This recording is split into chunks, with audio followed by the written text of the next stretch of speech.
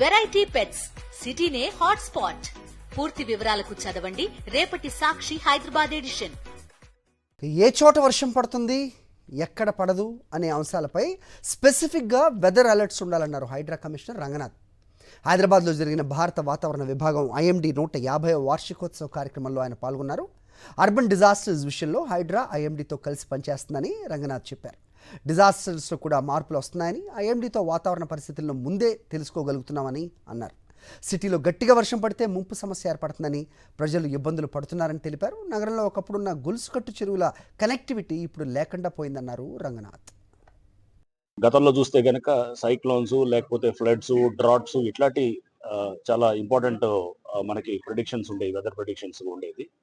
But క్రమేపీ ఇప్పుడు మనకి అర్బనైజేషన్ తోటి మొత్తము దాదాపు ఇప్పుడు మోర్ దెన్ 35% మనకి తెలంగాణ స్టేట్ అర్బనైజ్డ్ అవుతుంది. 2050 కల్లా 50% దాటుతుంది. ఇప్పుడు మనకి హైదరాబాద్ మాకు up to outer ring road దాకా 1.6 crores జనాభా అండ్ దాదాపు 80 లక్షల వెహికల్ పాపులేషన్ కూడా ఉంది.